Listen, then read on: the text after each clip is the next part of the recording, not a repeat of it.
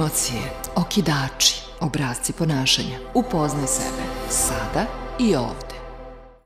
Dobar dan, sada i ovde sa nama je jedna od najpopularnijih žena u ovoj zemlji. Goca Tržan. Sam ti sad dala tešku najavu. Da, dala si mi onako. Mislim, dala si mi kompliment ozbiljan. Pa jesi. Ali da, nešto se desilo u posljednjih par godina u tom smislu da sam na sebe i na svoj rad navukla i neku popularnost koju ranije nisam imala. Da. Strašno si, kako ti sad pametno pričaš, ja si mislim, ali ja nisam nikad još bila glupa žena. Samo sam malo intenzivna, malo sam lujka. Da, više vidi se da si radila na sebi, vidi se da si došla do mnogih spoznaja koje su tačne i ja mislim da kroz ove TV emisije plasiraš baš onako dosta važnih tema za žene. I mislim da ti je i to verovatno donelo. Osim tvoje muzičke, da kažem, harizme. Ma ne, muzička karijera i dalje traje. Ja i dalje pevam svakog vikenda, znači, ali ovo je neka potpuno druga vrsta. Mislim, ti si celog života u tome. Mnogo bolje znaš koliko je bitno da napreduješ. I zapravo ova vrsta rada ti dozvoljava rast na jedan drugi način. I meni to baš onako me zabavlja posljednje 4 godine. Znaš šta, ali ti si ovako inače u psihološkom smislu dosta radila na sebi, to je kad slušam tvoje intervjue i mislim zaista si onako savladala si recimo odnos sa roditeljima, što je velika stvar, i odnos sa detetom. I zato bih voljela da u ovom podcastu Sada i ovde baš upravo pričamo o tome kakva si sada i ovde u odnosu na ono kakva si bila pre.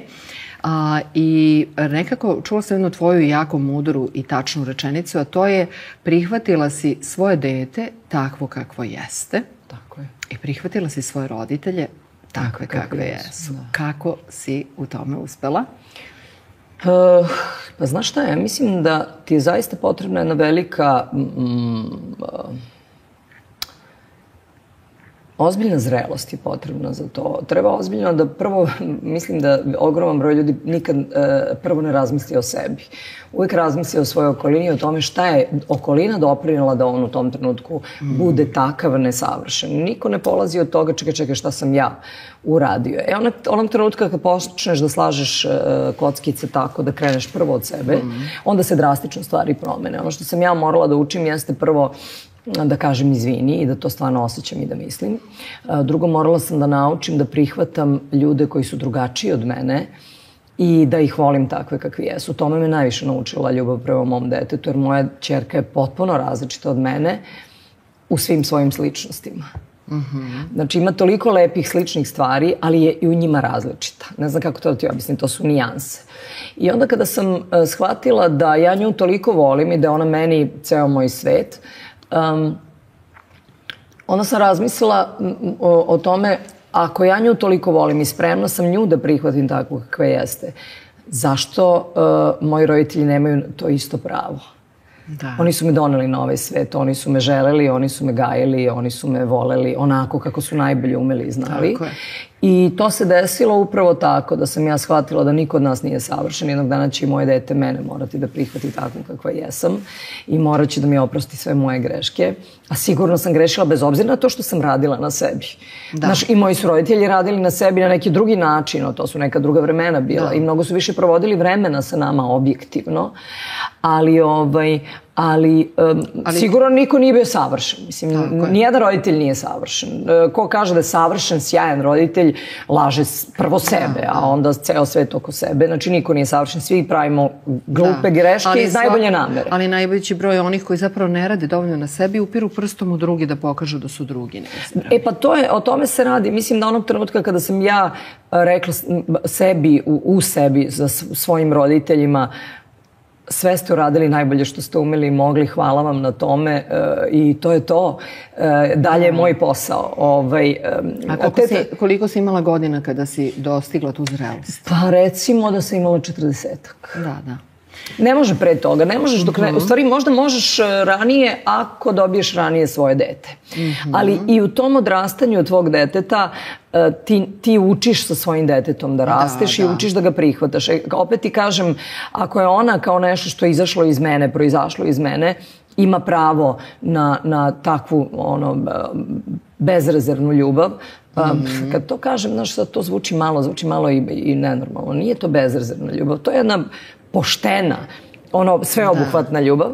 Ne znam zašto moji roditelji ne bi imali pravo na to, jer moji su roditelji... Sad, a da li misliš da su oni tebe isto prihvatali takvu kakva jesi?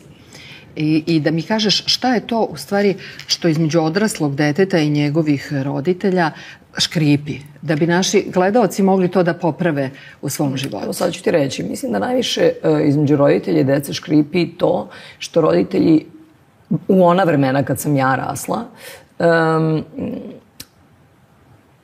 nisu dovoljno dobro preradili svoje detinjstvo. I onda su se trudili da rade ono što najbolje umeju i mogu. Onako kako umeju i mogu. Tada nije bilo ovakvih emisija, nije bilo psihijatra, nije bilo psihologa toliko. Ni knjiga o samopomoći. To uopšte nije bilo popularno. Jednom sam to rekla kod tebe u tvojoj emisiji ranije i to je bilo vrlo viralno da i nas su vaspitavali neki roditelji, dobro smo ispali takvi kakvi smo, nismo ispali nakaradni, jel? Tako da, ono gde su naši roditelji grešili jeste pre svega to da ne prihvataju to da smo mi drugačiji. Ne samo generacijski, jer različite generacije imaju različit pristup životu, različitu brzinu, sve je različito. Vreme je različito. Tako je, da, ali mi smo i karakterom različiti. Svaki roditelj kada rodi svoje ili kad dobije svoje dete, očekuje da je to dete njegova slika i prilika, njegov karakter. Međutim, karakteri mogu da se nasleđuju od čukun predaka. Da. Tako da i karakter se na kraju krajeva formira i od toga u odnosu na to kako se tretira jedna osoba. Ja mislim, česta greška kod naših roditelja je bila sledeća rečenica. Evo, kaže, 2 dece, ovo jedno bi ispalo fenomenalno. Isto smo ih vaspitavali, a ovo drugo daleko bilo. Pa ne možeš 2 različita karaktera isto da vaspitavaš. Kod jednoga, jedno radi na izazov, a jedno radi na pohvalu. Ovoga ako hvališ, on će da se ulenji i da ne bude ništa od njega, a ovoga ako samo kritikuješ i izazivaš, isto dobiješ. Prema tome mislim da je jako važno da roditelji shvate da svako dete ima ipak svoj karakter, ima neku svoju ličnost. I u tom smislu je možda naša generacija naprednija, jer smo negde čuli to, neko nam je rekao. Neko je provukao kroz ove emisije ili kroz knjige koje smo čitali da su naša deca ipak imaju potpunu dozvolu da budu različite od nas. Da, i imaju mnogo veće slobode i mi smo mnogo tolerantni i zapravo mislim da današnji roditelji, ako su iole svesni roditelji, ne lome ličnost svom detetu, nego prihvate ličnost takvu kakva jeste i u odnosu na to modeluju ponašanje. Da, ali i u tome ume da se zastrani, znaš, to je taj gentle parenting, kako bi rekli, to nežno roditeljstvo koje je otišlo od ođevola i onda smo dobili jednu generaciju dece koje apsolutno nema osjećaj da nešto treba da urade za drugoga, da postoji ne, da postoji dosta, da postoji ne može. I onda dobijaš decu koja su potpuno intolerantna na frustraciju, a frustracija je deo života. Agresija je deo života, da se razumemo. Svako od nas ima agresiju u sebi. Ne govorimo o toksičnoj agresiji koja je negativna po svoju okolinu, ali svako od nas je ima. Znaš, ovaj svet je progredirao zahvaljujući frustraciji i agresiji. Neko je bio nezadovoljan što mu je hladno u kući pa izmislio grejanje, razumeš? Znači, pričamo o tome da nema napretka ni ličnog ako nemaš neku vrstu svesti o tome da agresija, frustracija, sve te negativne emocije nisu uvek samo loše. Mogu da donesu dobro ako su pod tvojom kontrolom. Da. Da li si ti išla na psihoterapije i na koje vrste da bi mogla da prihvatiš život takav kakav jeste? Jer mislim da u naše vreme naprosto toliko se sve menjalo i ništa nije da kao ide glatko. Ni ljubavna veza ne ide glatko. Pa ni jedna, ni dan danas i kad ideš na psihoterapiju ne ide glatko. Pa da. Išla sam na psihoterapiju, počela sam da idem na psihoterapiju recimo 2009, krajem 2009, početkom 2009. Lena se već rodila. Da, Lena imala već 2 godine, skoro 3. Recimo 2010, početkom 2010. I otišla sam na psihoterapiju i rekla sam doktorki, kada me pitala zašto ste došli, ja sam rekla, no ja sam okej, samo sam je to došlo tako malo na neko mentalno čišćenje, da pričam s nekim ko... I onda se tu otvaralo sve i svašta, naravno, svako od nas ima te neke svoje kutice koje je zakopao. Kad otkopaš prvo te kutice, a i što ih otkopaš, nego još moraš da ih otvoriš pa da izvadiš šta je u njima, pa da to sortiraš, pa da nešto baciš, nešto vratiš u kuticu, ali ga ne kopaš, nego vratiš u sebe da bude deo tvoje škole, tvoje ličnosti i tvog nasleđa. I onda se desilo, naravno, da sam postala svesna toga da sam ja zapravo došla, jer sam duboko nezadovoljna, nisam srećna, osjećam se pritisnuto. Kad smo mi bili klinci nije bilo mnogo ljudi, znaš, kad smo mi bili klinci kad išli na psihoterapiju ili ne bože kod psihijatra ti si lud, jel tako, imao si neki psihički problem, psihijatrijski problem. Da, to je bilo stigmatizovano. Da, stigmatizovano, imao si jednu stigmu odmah ovako posred čela. Međutim, to se drastično promenilo, hvala dragom Bogu. Jedino što je sad otišlo u drugu krajnost, znaš, sad ljudi misle da ne mogu bez psihijatara. Kako ti kažem, mora se naći neka zlatna sredina. Mi stalno idemo u neke ekstreme i meni se to ne dopada generalno u ljudskoj prirodi. Što je čovek stvarno sklon ekstremima. Sklon je samo crnom ili samo belom, a mnogo toga dobrog je u sivoj zoni. Da, meni se sviđa ovo što si rekla da svako preuzme svoj deo odgovornosti za neki odnos. To je bilo pre nego što si ti odlučila da se razvedeš od svog prvog supruga. Ja nikad nisam krivila svog supruga za to što meni nije dobro. Ja sam samo objektivizovala ono što se ne dešava kako treba. I dan danas mislim da nije... Vidi, kad pričamo o krivici, krivica je ipak za sud. Ovde dolazimo do ozbiljnog nerazumevanja. Ovde dolazimo u bračnim odnosima do potpuno jednog druge vrste razilaženja i ti tu moraš pre svega da kreneš od sebe, da vidiš šta ti možeš da uradiš, da popraviš jedan odnos ako ima smisla popravljati ga, ili da ga prekineš ako vidiš da nema smisla i da ne osjećaš se dobro pored nekoga, čak i da popraviš taj odnos. Tako da ja nisam krivila nikada svog supruga za svoj razvod, jer mislim da je ta odgovornost za jedan odnos uvek, kako bih rekla, uzajamna i podjednaka. Moja je možda bila što sam idealizovala neke stvari, što nisam videla neke stvari na vreme, nisam isekla na vreme. On je, mislim, nije podneo, ali u mojoj glavi je on podneo deo svoje odgovornosti i ja sam se zaista na svu sreću razvela. Jer mislim da sam puno napredovala u svakom smislu zbog toga što sam se razvela. Da, jednom si negde rekla da ti je karijera tada stagnirala. Jeste. Nekako nijedno zlo ne ide samo i šta je tada bilo u tvojoj glavi? Dakle, da li si imala neke skrupule tipa pa eto sramota je razvesti se ili kako sam ovo je moj promašaj ili ja sam ovo mi je životni promašaj? Ne, ma kakvi, uopšte nisam ja. Nemam ja uopšte tu vrstu te drame. Ne, ja sam samo, kao i svaka žena, u stvari većina žena koja ja poznajem, većina žena koja ja poznajem želi da nečemu da i poslednju šansu. Da kad to prekine, da nema ni zrno krivice u sebi da pomisli, a šta da sam ja još ovo promenila, možda bi sve bilo bolje. To je naša ženska priroda, nemojte da se lažemo, sve mi smo to radile, sve smo bile sa ogromnom broj žena i sa zlostavljačima, ogroman broj žena je bio sa toksičnim muškarcima, ogroman broj žena su toksične, pa su toksične za neke muškarce, hoću reći različiti smo, ali zaista mislim da je mnogo važno da podneseš svoj deo krivice, mislim svoj deo tereta i da objektivno sagledaš celu priču. Da, znači ti nisi imala taj, naravno meni i po mom mišljenju i treba probati sve što je moguće. Da. A da li si imala ono recimo ja sam to kod sebe kasnije tek prepoznala i mnoge žene to imaju. Mi zapravo žalimo za idealizovanom slikom jedne srećne porodice i onda sebi često umemo da zameramo pa eto kako meni nije uspelo da ta jednostavno srećna porodica puna podrške, jedna zdrava sredina. A ispostavi se da nije moglo sa tom osobom. Ali nije moglo sa tom osobom. Nije moglo. Gledala sam jedan fenomenalan klip na nekom panelu gde je jedna gospođa rekla ovako: zašto se toliko trudite da zadržite muškarca koji vas neće? 7 milijardi ljudi ima na ovom svetu, a ti se trudiš da zadržiš baš ovog s kojim ti nije dobro, koji te ne želi. Prihvati da si za nekoga nedovoljno dobra. Na ženama je to strašno teško da prihvate.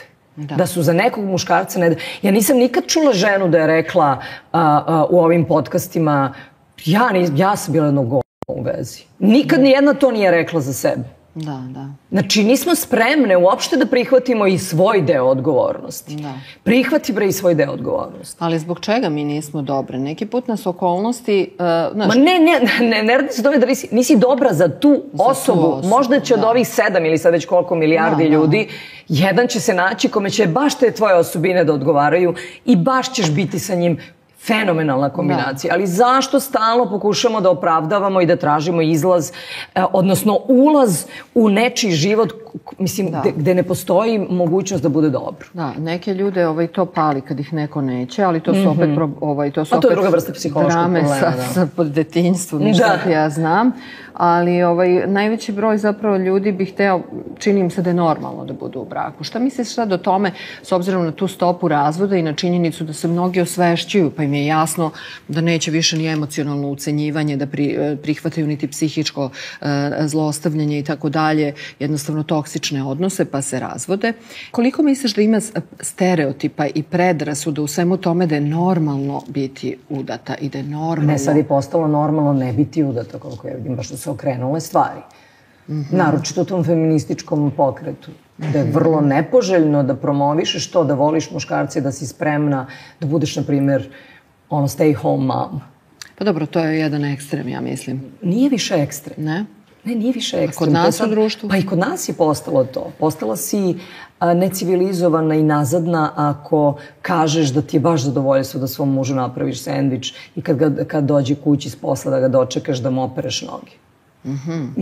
Mislim malo, kako bih rekla, hiperbolisano. Pa dobro, možda ako ima ukočenu kičmu pa treba neko da mu opere noge. Vidi, moj muž toliko radi za našu porodicu i toliko se trudi i toliko je divan čovek, da ja sam spremna da mu operem noge. Jer zaslužuje to. U tradiciji, da. Jer ne vidim šta je loše u toj tradiciji. Ali meni se to čini kao deo ljubavne igre. To je nekako kao masaža stopala. To je vrlo erotično. Brate, vidi, muškarci percipiraju ljubav kroz pažnju, kroz tu vrstu, to Amerikanci zovu nurturing, ali sad ja ne znam da li imamo mi taj neki... Nega, briga, znaš. Mi percipiramo ljubav kroz laskanje, kroz požudu, kroz romantiku. Muškarac je vidi upravo kroz to kad dođe kući, da li ga čeka kod kuće, ako si imala vremena da mu napraviš da jede. Ako sam ja kod kuće ceo dan sam, nema veze da li imam dete ili nemam. Ako sam kod kuće ceo dan, a moj muž je napolju ceo dan i danas je obavio 50 sastanaka, imao 70 poziva telefonskih, a šta me košta makar sendvič da mu napravim kad dođe kući. Prema tome, mi imamo gomilu, mislim, ovo društvo se razvija u jednom pravcu da kao sve je sloboda i sve imaš pravo i svi imamo pravo na mišljenje svoje, ali nekako ta velika količina tih prava i tih svojih mišljenja dovodi do toga da smo zaboravili da ovaj preko puta nas ima pravo da nešto želi i da to otvoreno kaže. Mislim da je brak koalicija, jedna divna koalicija ako funkcioniše. Ja sam izuzetno srećna što sam udata. Mislim, udata, kad kažem udata, ne mislim to, Burma i te fore, nego što živim sa muškarcem kome se divim, koga volim, koji mi je onako jedna stabilnost u mom životu, muškarac. Ja sam morala celog života da budem ta stabilnost. I za razliku od tada, ja sada imam na koga da se oslonim. Da, i to imaš već koliko? 12-13 godina? Pa 13 godina nam je ove godine zajednički bilo, evo 9 godina braka, koji je danas za par dana. Divno, divno. To je baš lepo i ja kad posmatram tako te srećne. Jednom mi je jedan psihijatar rekao da zapravo i za vezu, da bi bio u vezi i u dugoj vezi treba hrabrost. Ja sam upravo mislila pa hrabrost treba da se raziđeš, ali ne, treba hrabrost i da budeš u toj obavezujućoj commitment, ne znam kako se opet to na srpskom znači, da si predan u jednoj vezi. Šta ti misliš o tome? Ja mislim da je hrabrost pre svega Znaš šta je za mene hrabrost kad je veza u pitanju? Da ne očekuješ ništa. I da ne meriš koliko ti daješ i da tražiš isto toliko za uzvrat. Pa je li to moguće? Moguće je. Zato što biraš nekoga po osjećaju da ti daje isto, a ne, kako bih rekla, sad meriš, vidiš, ja sam njemu toliko dala i njemu stalno govorio, meni nikad. Voli nekoga bez očekivanja. Voli nekoga onakvog kakav jeste, jer niko se od nas ne menja suštinski. Ali što je onda bio preduslov? Morao si od nekih preduslova da se prepustiš. Da, evo sad ću ti reći što je za mene preduslov. Preduslov je da mogu da budem pored tebe opuštena. Da mogu da budem uvek ono što jesam. Da ne moram da se krijem, da ne moram da ulepšavam ono što mislim, da otvoreno mogu da kažem šta mislim, šta osjećam. Da mogu da budem, kako bih rekla, da ne moram da imam namazane nokte. Da ne moram ništa. Da mogu da i da sedim mogu u sve. trenerci. I da on to isto može pored mene. Jer mi često postavljamo uslove nesvesne toga da valjda i taj neki naš partner ili partnerka, šta god da imate, imaju neke želje. Da. Mislim da je ono što je preduslov jeste da smo bliski. Da. Da postoji istinska bliskost. Bliskost nije seks. Nije. Seks je nešto sasvim drugo. Bliskost je potpuna predanost i potpuna otvorenost i odsustvo straha da ako ti nešto svoje pokažem i kažem da ti to nećeš zloupotrebiti. Da, da. Jer mi se svi bojimo da ako ja se sa tebi otvorim i šta ako on mene ostavi? Pa šta ako te Još ostavi? bolje, što pre te ostavi, to bolje za Ja tebe, ne brže shvatam ćeš se oporaviti. ali ja sam u strahu, ja sam imala ili imao sam jako tešku vezu i ja sam sad u strahu. Pa dobro, što je najgore što može da se desi? Da te neko ostavi? Da neko to kako može tačno te zloupotrebi? Ti daš i daj bez očekivanja da ti se vrati. Nikad nemoj da daješ sa očekivanjem da treba da ti se vrati. Da, to je bezuslovnost, ali u mnogim vezama i odnosima i brakovima je posredi manipulacija. Neko hoće da se proda za nešto idealnije kako bi se to radimo u startu. Kako bi se obezbedio iz ne znam nijakojih raznih pobuda, ne samo ljubavnih, ali najčešće i to iz potrebe za bliskošću da bude prihvaćen. Mnogi misle, pa on će me prihvatiti samo ako sam ja savršena, ženstvena, uvek doterana. Ali nećeš uvek biti savršena. Pa i ne treba. Mislim, niko od nas nije uvek savršen. Niti izgleda savršen. Vidi, to sam vidjela, kaže, pokažite mi najlepšu, najsavršeniju ženu na svetu, ja ću vam pokazati muškarca kome je dosadila. Nije suština u savršenosti. Suština je u tome da kako prolazi vreme, da stalno otkrivate jedno drugo. Jedan deo... Znaš, ja sam skoro saznala nešto o svom mužu, pričali smo nešto i mene to toliko oduševilo i toliko me privuklo. Nekako sam otvorila mi se neka nova dimenzija u njegovoj ličnosti. Pritom nije on ništa krio. Nije te razočarao. Neko bi rekao, sad si me razočarala. Dobar broj nas se boji da ne razočara onog drugog. Ali to je zato što imamo ili potičemo iz toksičnih odnosa ili smo imali iskustvo toksičnih odnosa i onda ako imamo s druge strane toksičnu osobu koja je sklona ljubomorisanju, nabeđivanju, kontroli. I čekaj, samo te pitam nešto. Da li je toksičan odnos ako ti nekome daješ povoda da bude ljubomoran? Znaš, mi skloni smo danas da tako lako etiketiramo ljude, odnose, pojave, emocije i tako dalje. Nije svaka osoba koja nas ne želi i kojoj nije lepo sa nama ili pored koje nama nije lepo, nije ta svaka osoba toksična. Da, nije. Samo nije prava za nas. Da. Samo... Možda smo mi toksična osoba. O tome pričam. Znači, moraš da podneseš svoj deo odgovornosti. Ja uvek razmišljam, skoro sam imala jednu situaciju, pričala sam sa svojim suprugom i on mi je nešto rekao, ja sam stvarno zastala i rekla sam, molim te, izvini, ja nikad to tako nisam videla. Ali sad kad mi ti to tako objasniš, shvatam da si potpuno pravo, da ja godinama imam jednu vrstu ponašanja koja nije okej, koja tebe povređuje, razumeš? A da ja to uopšte tako ne vidim. Jeste, zato mislim potrebna tehnika da se iz obe pozicije sagleda nešto. A to je, vidi, to je najteže. Tako je. Stati u tuđe cipele. I treća pozicija objektivnog posmatrača. Znači kako to izgleda meni, kako izgleda tebi, a kako sa strane, ne sad da zoveš sad nekog da ti arbitrira, nego pokušaj da pogledaš objektiv. Tako, ali pre 15 godina da mi je to neki drugi muškarac rekao, oči bi mu iskupala. Bilo bi, znaš, ti meni bre tu, ja sam naš. Ma čekaj, stani čoveče. Ako ja nekome kažem da mi smeta neko ponašanje i očekujem da on to promeni, ne vidim razlog da ja ne promenim nešto što nekom drugom smeta. Da. Ako je stvarno, ako objektivno zaslužuje promenu. Ne pričamo sad o tim ekstremno toksičan, manipulativan ovakav. Ne pričamo o objektivnom, znaš, meni najbolje pitanje koje mi je muž postavio jeste, a zamisli da ja to uradim tako nekoj tvojoj drugarici. Me razumeš o čemu pričam? I ti kad onda kažeš, čekaj, stvarno, ja nešto ne radim kako treba, nije ovo okej. Ali ti moraš da budeš toga svestan i moraš da zastaneš i da shvatiš da osoba preko puta tebe je istinski povređena čim ti to kaže. Da. Kod muškaraca to mnogo teže ide. Muškarci mnogo teže izgovaraju takve stvari. Mnogo im je teže da priznaju da su povređeni. Pa da, i oni često i ne umeju da prepoznaju svoje osjećanja. I da ne dopuštaju sebi da se osjećaju povređeni, nego će se osjećati ljut.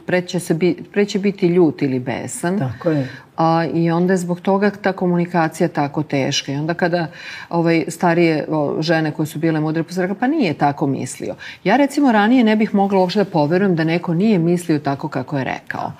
Bilo da je žensko ili muško. Sada, na ovom nivou svega što sam saznala u životu, o sebi, o drugima, kroz lični razvoj, ja shvatam da stvarno vrlo često reagujemo iz svog ega i reagujemo iz povređenosti, iz afekta, iz garda. Znaš, ti si stalno u gardu da te neko ne povredi. Čovječe, spusti malo taj gard, jer kako će te neko zagrliti ako si stalno u gardu?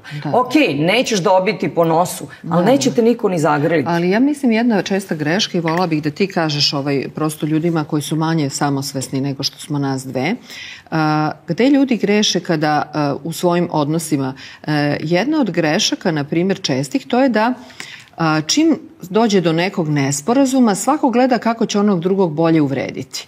Svako gleda kako da mu odbrusi, sad ću da mu vratim, ja ću da izdominiram. I šta? Konflikt postaje veći, odnos se još više narušava, ali ne moraš. Mnogi ljudi misle, ja sad moram da zadam najjači udarac. To dolazi upravo iz tih naših egomanijačkih stavova o tome da ja moram biti u pravu. Da, vidi, to sam videla, Amerikanci to često imaju u tim filmovima kad kaže, ja ne bih sad da razgovaram, ajde da ostavimo to za sutra. Da. To sutra može da bude spas za jedan odnos. A mi smo u stanju, naročito mi žene, ne sad, jer ja ne mogu da zaspim dok to ne isteram do kraja. Ali nekome možda samo treba da kontemplira, mislim da je dobro da ljudi shvate, ne da se ohladi, nego da izađe iz moda napadnutog. Da. Jer svako od nas, hteo ne hteo, kada je po znacima navoda kritikovan, odnosno kada je tebi, sad da ti ja kažem, vidi, mislim, Snežo, lepa ti ta ogrlica, ali nešto mi naš... Da, imaš poriv da se braniš. Tako je, ti imaš prvo, a šta je fali? Pa ne, ili da se opravdavaš i onda imaš nelagodnu. Tako je. I onda ulaziš u ulogu žrtve, sve zavisi kakav je ko. Neko je agresivan, a neko je u odbrani, pa još gore mu je. I to je to. I mislim da moramo da razmišljamo ja vrlo često razmišljam o tome kako je u cipelama onog drugog. Zaista mi je to važno i važno mi je da umem da kada vidim da sam nekoga povredila, kada vidim da sam izgovorila nešto, znaš, moj tata stalno meni govorio, jezik je tup alat, ali ume gadno da poseče, vodi računa šta pričaš. Vodi računa šta govoriš ljudima koje voliš. Ja ne znam da li ljudi shvataju da u besu izgovaraju stvari koje više ne mogu da povuku. Što kažu Amerikanci, some words can't be unsaid. Znači, ne možeš da ih odgovoriš. Kad ih kažeš, one su izgovorene i stoje tu negde, odzvanjaju.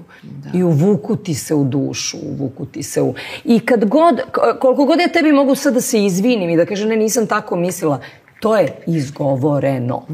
I nema nazad. Da, ali stvarno se neke stvari mogu obrazložiti. Jer neki put ti kažeš... Ako nisu izgovorene u besu. Da, ne treba u besu. Neki put ti stvarno kažeš nešto što iz tvog ugla nije ni uvreda, nije ni kritika, a ovaj drugi to doživi kao napad na svoj ego i naljuti se i zato je dobro da se raspravi, znaš. Ja mislim da ne treba ništa da raspraviš. Ja mislim da sve treba da argumentuješ.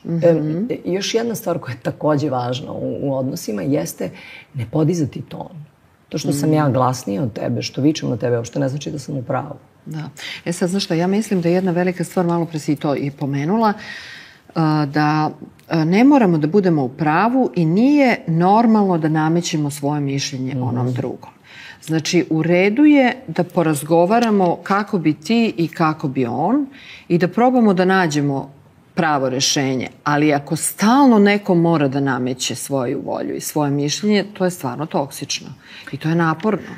A imaš mnogo ljudi koji mnogo insistiraju na nametanju svog mišljenja i svoje volje. I samo je ta istina kako on vidi. Meni se čini da je to veliki problem. Jeste. Pa sa time se često susrećemo. Ja sam se sa time susretala u svom životu, a kasnije sam i ja postala deo te priče. Jer nekako sam mislila da apsolutno... Ja sam osetila, recimo, kad sam počela sa Radomirom da se zabavljam i sad on je seo da vozi, i ako ne ide putem kojim ja idem, znaš, kao sad krenuli smo negde i moja putanja je najčešće tuda. Ako on tuda ne ide, ja već krećem, znaš, da lagano vrim u fazonu, zašto nisi skrenuo ovde? I onda sam prepoznala taj moment, ali to moraš da prepoznaš i moraš da prestaneš. Tako je. Jer svako će naći svoj način da stigne. Jer ja uvijek mogu kažem, ovde bi ti bilo brže. A da smo pošli tuda i stajali u koloniji, kako ti kažem... Uostalom, neki put je sve jedno. Apsolutno. Tome me naučilo roditeljstvo. Da pertle mogu biti vezane i ovako, ali dete pronađe svoj način kako njemu najlakše. Da. Me razumeš? Nije ispravno i samo pravilno onako kako ih ja vezujem. Ako na kraju dobijemo isto vezane pertle. Tako? Ima nekoliko načina da se one vežu. Da, ali je važno da čovjek svoj ego savlada i da savlada potrebu da nametne svoj način. Da. Ali to moraš da budeš. Kako moraš da budeš svestan.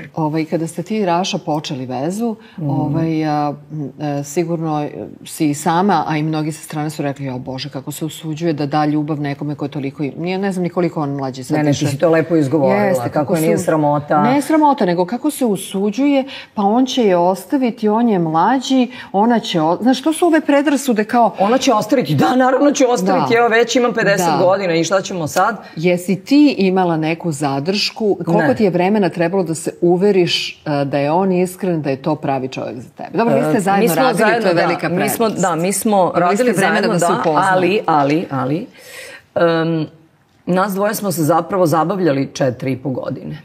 Mi smo se posle recimo 2 godine zabavljanja verili, ali smo sačekali 4,5 godine zajedničke da se venčamo. Pravo da ti kažem, predrasude su u životu nešto sa čime sam se puno susretala i čemu sam takođe bila puno sklona.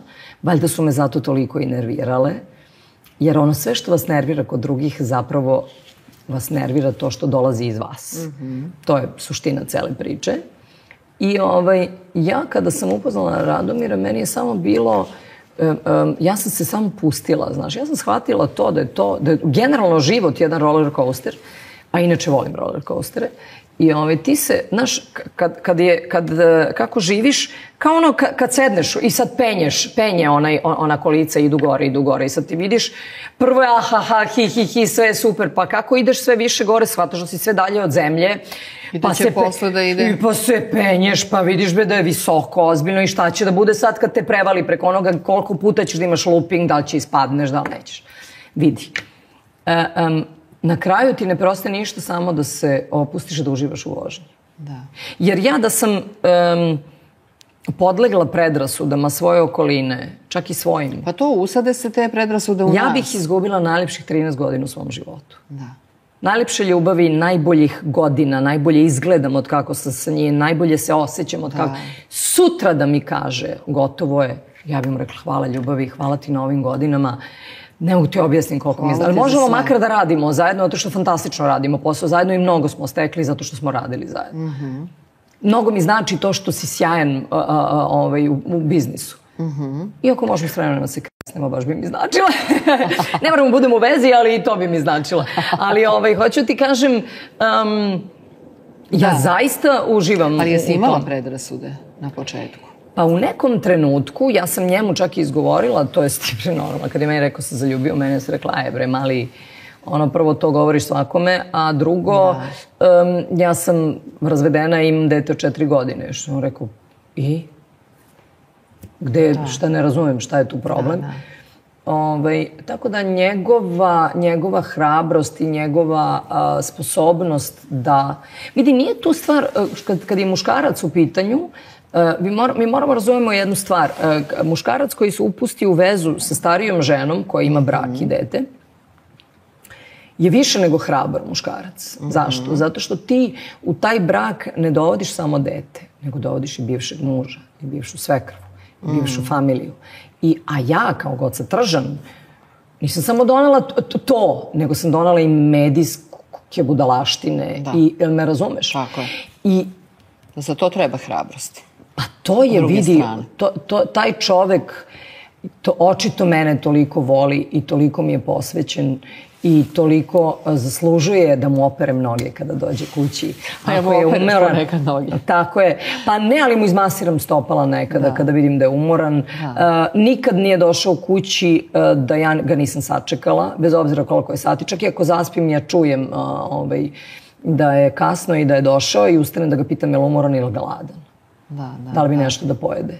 Jer... To je isto ono što radimo i svojoj deci na kraju krajeva. Ne radi se, ja nemam taj majčinski pristup, nego naprosto želim da mu pokažem da mi je nedostajao i da sam spremna da ustanem iz kreveta, da učinim za njega šta mu je potrebno. I mislim da je to razlog, jedan od razloga što naš brak traje, što se ja prema njemu i tako ponašam. Ne ponašam se kao uspešna, samostalna žena koja može sve sama i niko joj ne treba. Ti ne treba niko, pa budi sama. Zašto tražiš muškarca i govoriš kako si to potpuno... Niko od nas...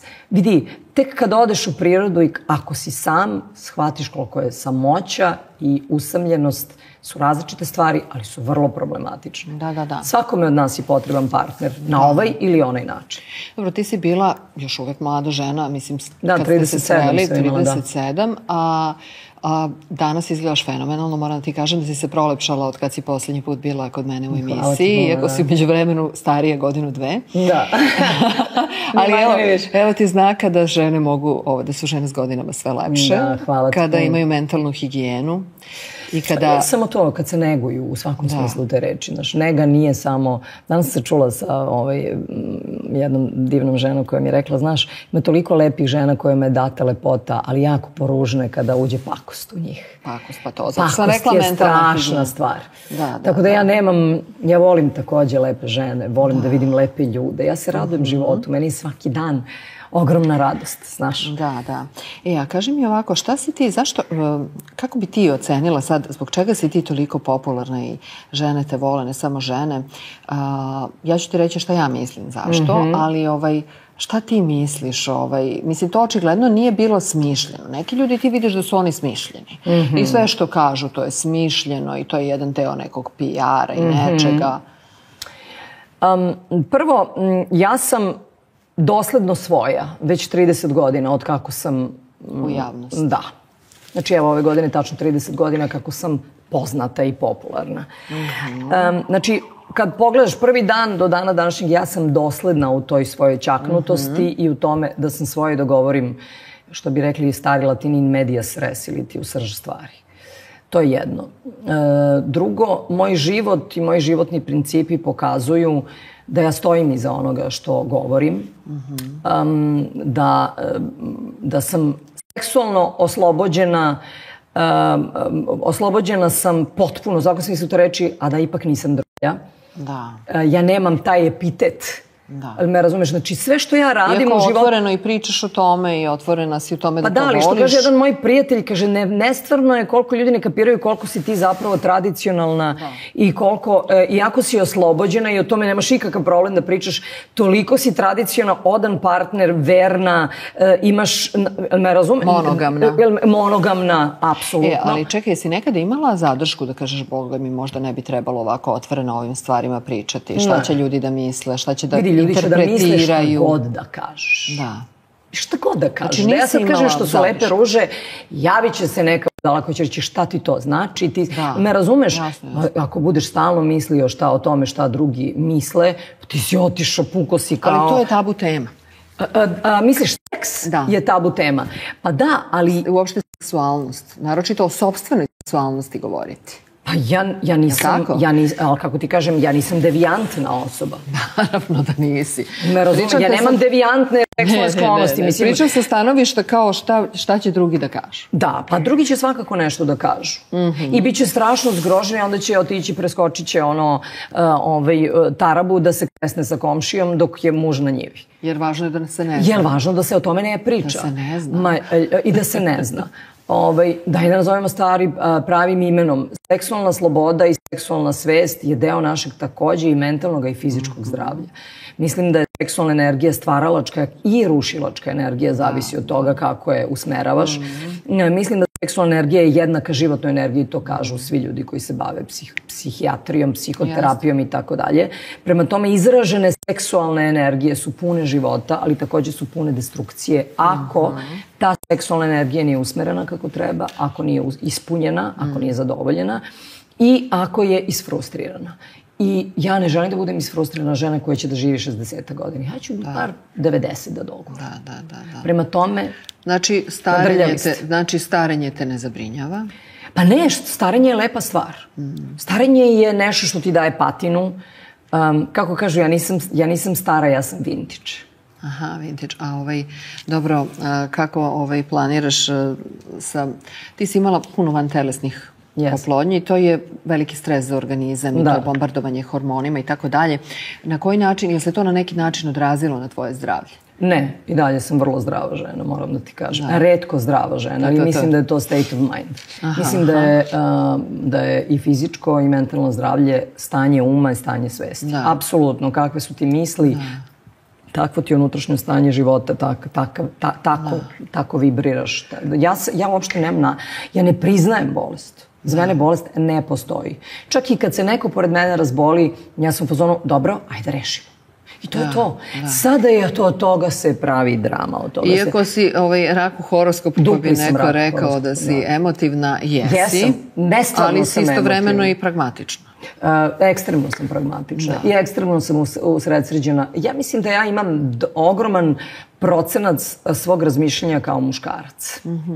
Ja često ne razmišljam na ženski način, nego razmišljam na muški način. I mnogo mi je drago jer muškarci izuzetno pragmatično razmišljaju. Muškarci su usredsređeni na rešenje. Da, i nekad kad mi se uključi, a često mi se uključi, naravno, uglavnom mi se uključuje taj ženski mozak, ja se napatim sa njim, što kaže moj muž, ljubavi, kad je meni ovoliko teško s tobom, koliko li je tebi teško u tvojoj glavi, znaš? Kad uđeš u ta neka komplikovanje, pa vrtiš, pa povezuješ ovo sa ovim, ono sa onim. Mislim, kod muškaraca je sve u kuticama, ništa se ne sudara i dodiruje jedno s drugim. Oni kad izvuku fiokicu, samo o tome razmišljaju, na to su skoncentrisane, vrate fiokicu pa izvuku drugu. A mi, znaš, i ja sam naučila s tim da živim, da sam žena, ali da imam mnogo muškog principa i taj princip sam sad već naučila da usmerim. A što ti je to konkretno muški princip? Muški princip nije seksualni, recimo, princip. Ja sam nikad u životu nisam imala tebe, šta ti si mene iskoristio. Znaš,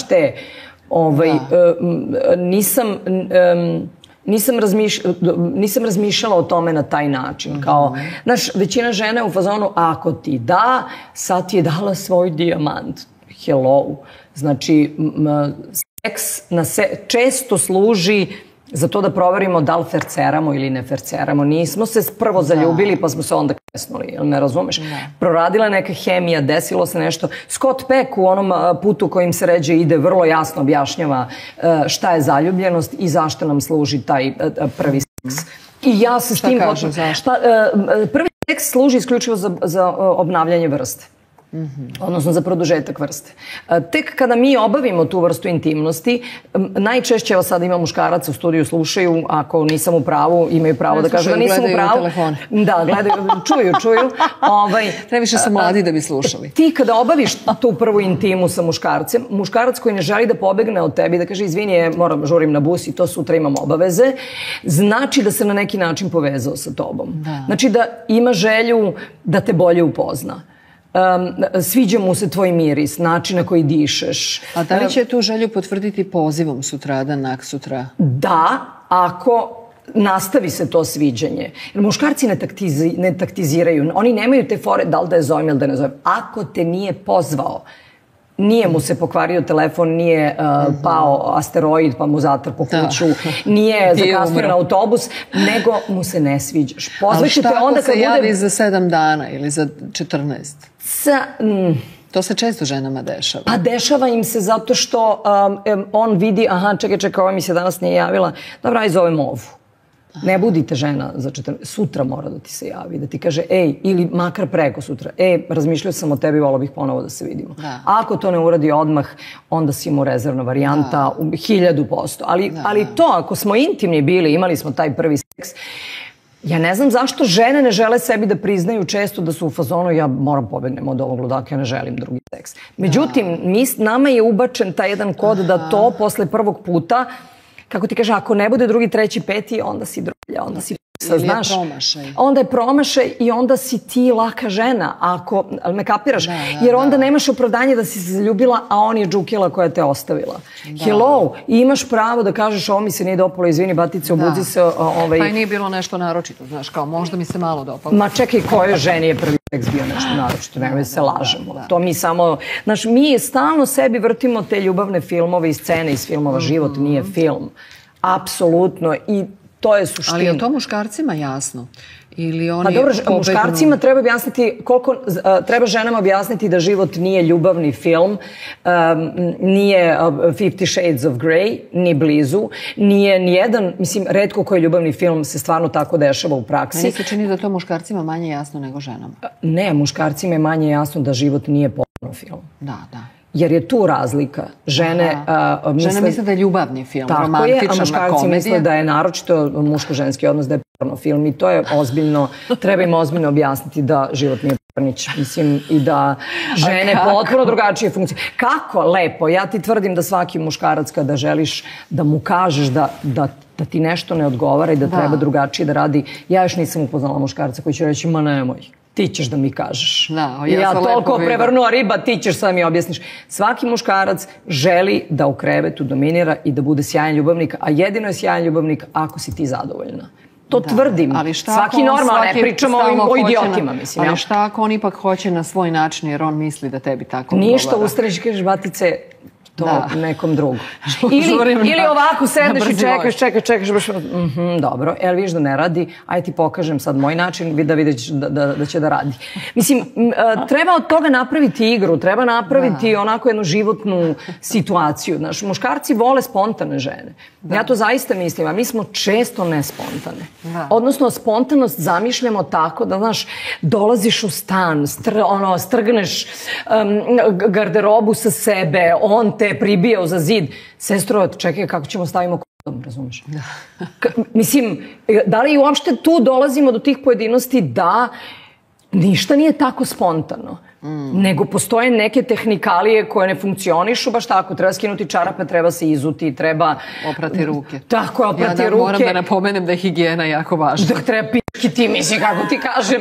Znači, izuzetno retko ta seksualnost i ta igra izgleda tako kako izgleda na filmu. Film se ljudi snima. I u praksi, evo da se setimo, kada si u životu imala seks kao iz filma. Pa mislim, ja nikad ne znam za tebe. Ja sam zaboravna. Da, okej.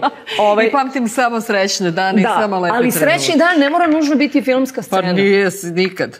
Meni čak naprotiv, malo treba više bliskosti, da malo neko vreme provedemo, da se osetimo. Naravno, logično. Znaš, ajmo malo se šetamo, prvo se držimo za ruke, ajmo u bioskop, da malo razmenimo taj fluid, da malo ta aure se pomešaju, znaš. Ajde vidim koje su ti interesovanja, da li si neki prostak ili nisi. Jer ako si prostak ovako u životu, ne možeš biti ništa prefinjen u krevetu, ili tako? Nego si ajmo skice mala i to je to.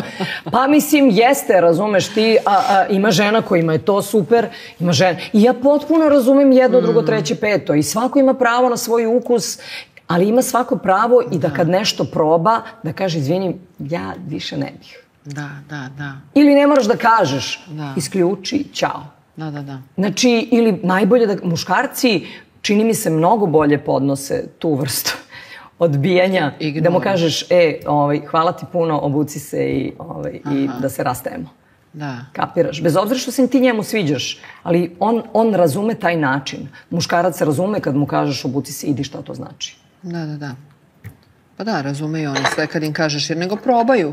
Oni probaju kako njima odgovara. Pa ako se ti opet javiš... Svako od nas proba da to namesti na svoje, svako. Pa ne, i ono kao koja će to dinamika da bude. Ja mislim da je važno da ženama takođe poručimo da shvate da je u redu, mislim, neko možda se nekome ne sviđaš i treba da prihvatiš, a ne da insistiraš. Koliko god da je taj dobra prilika. Ma šta je bre dobra prilika? Mislim, imaš muškaraca koji su ekstremno bogati, ekstremno sposobni, rade sjajne posla, nikakva su prilika. Ne bi provela s njim 2 minuta života.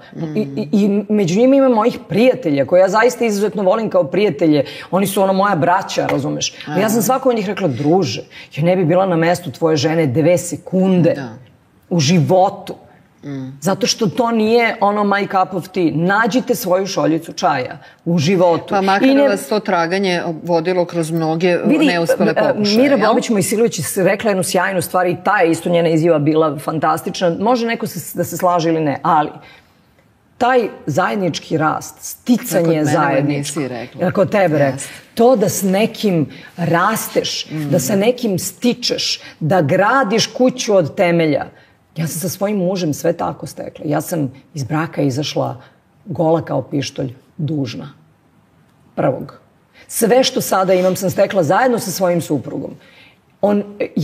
Kako bih rekla, nisam ja imala ništa više. Naprotiv, on je imao svoj stan na svoje ime, ja nisam. Ja sam plaćala kredit za stan. Me razumeš čemu pričamo? Znači, ja sam pružila priliku čoveku kome sam osetila ogroman potencijal, ne da će biti sjajan biznismen, nego da će biti sjajan muž. Da će biti čovek koji sutra neće imati problem da kopa rovove i da radi na ulici kao čistač da bi prehranio svoju porodicu, jer je svaki posao apsolutno pošten i apsolutno u redu. Ja bih ga podjednako voljela i da to radi. Da, ti si se uverila, radili ste neko vreme zajedno. To je mnogo važno, znaš. Ja imam utisak da ljudi nemaju dovoljno prilike od silnog ovog prikrivanja i prikazivanja. Jer mi kad se ponekad vidimo, znaš, svako se prikaže u najboljem svetlu. Pa to je prirodno i normalno. A kako ti da se uveriš? Znaš kako kaže moja doktorka, psihijatar kaže, ne slušajte šta ljudi pričaju, nego gledajte šta ljudi rade. Da. Jer svi mi pričamo najlepše o sebi. Da. Ali proviri to. Ti kad sad analiziraš svaku svoju vezu koja je bila negde pogrešna i prekinula se neslavno, prosto se završila, ako analiziraš prvi sastanak, drugi sastanak, njegovo ponašanje prema konobaru, njegovo ponašanje prema onome čoveku u kućici što naplaćuje parking, prema tim poznacim navoda, malim ljudima koji ti pružaju usluge, ti dovoljno govori kako i kako će... Naročito kod narcisa. Tako je. Odmah je da, vidi se odmah. Ti vidiš to kod ljudi. Ali nećeš. A oni kažu mnogo toga o sebi, ali ti nećeš da protumačiš tako, jer ti ne ide u prilog. Jer slušaš šta pričaju, a ne gledaš šta rade. Da, pa i to. Pa ili ne slušaš ni šta pričaju, znaš, ili ne postavljaš prava pitanja. Ne postavljaš prava pitanja. Pravo pitanje ili mu daješ odmah putokaz. Šta ti njemu objašnjaš, gde ti voliš, šta voliš, nek otkrije sam. Nek pronađe način da otkrije sam. Zašto se toliko otkrivamo unapred? Me razumeš? Daj mu priliku, daj joj priliku da te otkrije, da te prokljuvi, a ne samo da mu daš sve na tanjiru. I naravno da prvi godinu dana sve šljaka kao podmazano, ali onog trenutka kad se ti vratiš u sebe, kad prođe to što kaže Scott Peck, hormonski naboj, kad prođe to predstavljanje sebe u najgorem svetlu. U najboljem. U najboljem, da. U najboljem svetlu. Tad vidimo s kim smo. Da. Znaš, ja sam zaista to doživjela na svojoj koži. Ako želiš nekoga istinski da upoznaš, ostavi ga. Aha. Ostavi ga. A ljudi rizikuju. Šta misliš ako se vrati? Ne to. Teo je. Nego tek neke ljude kad si ostavila, shvatila si s kim si se zabavljala, s kim si živela, s kim si delila, prijateljstvo, kolege koje si odstranila, kad vidiš, kad ih pogledaš objektivno i sa distance, tek tad vidiš s kim si. To je realnost. Da. Ali šta misliš, ljudi se zapravo i promene. Nije samo stvar u tome da nam se neko lažno predstavio. Ja mislim da se ljudi suštinski ne menjaju. Mislim da se suština nikada ne menja. Menjaju se samo performanse. Znaš, menjaju se te osobine koje zasijaju pored nekoga. Znaš, moj muž možda uz neku drugu ženu bi bio potpuno drugačiji. Možda bi bio i bolji. Možda bi bio grđi 100 puta. Možda, jel me razumeš? Neki muškarac koji je bio pored tebe i bio je onako, možda pored neke druge žene, ona naprosto njihove osobine to zaferceraju zajedno i on se pretvori. Znaš, i onda mi stalno mislimo da nismo dovoljno dobri i da zapravo nešto s nama nije bilo u redu. Ne, samo tvoj karakter, tvoja priroda nije izvukla na površinu ono što kod njega valja. Pa da, i niste kompatibilni u tom smislu, jer prosto, eto, neke metaprogramske kombinacije, što se kaže, su drugačije i takođe neko ima drugačije traume. Znaš, i neko je možda manje hipersenzitivan. Ja sam recimo hipersenzitivna i to mi je, mislim, to su prejak doživljaj stvarnosti i preveliko preispitivanje i overtinkovanje svega i dugo mi vremena treba da procesuiram neku situaciju i dugo nisam to kod sebe ni prepoznala, odnosno nalazila sam da mi je to velika slabost.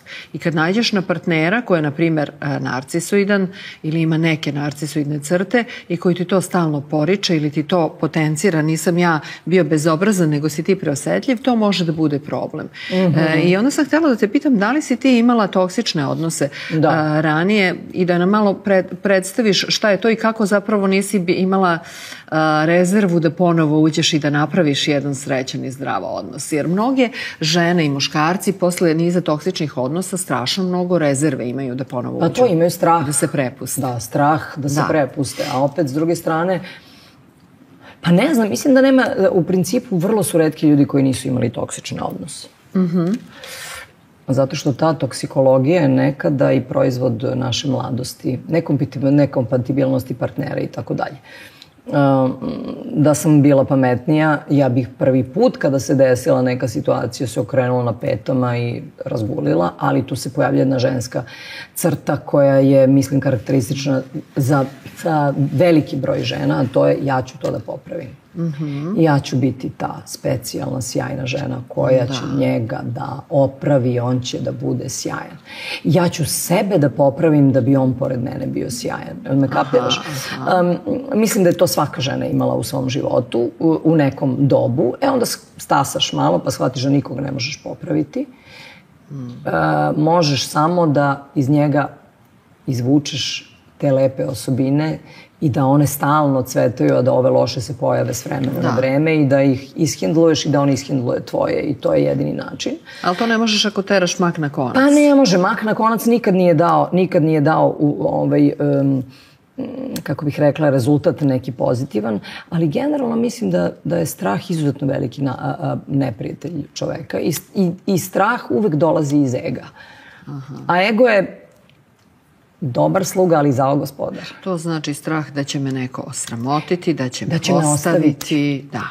A šta kad me neko ostavi? Onda ja moram svima da objašnjam zašto me neko ostavio. A ja sam toliko specijalna i toliko sjajna. Ja ne razumem zašto bi mene neko ostavio. Vidi, moram ti kažem, razumem svakog lika koji sa mnom nije želeo da bude. Ja ne bi bila sama sa sobom u mnogim fazama svog života.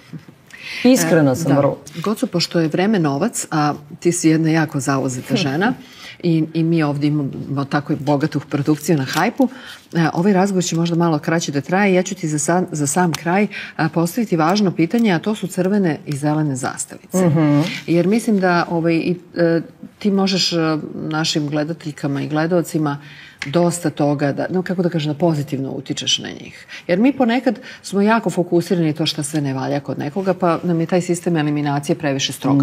Ali također postoje zelene zastavice. Pa evo za kraj, ako ne, da nam ti kažeš. Pa znaš šta, ja sam nekim čudom prirode osoba koja ovo kod drugima vidi ono što je najlepše.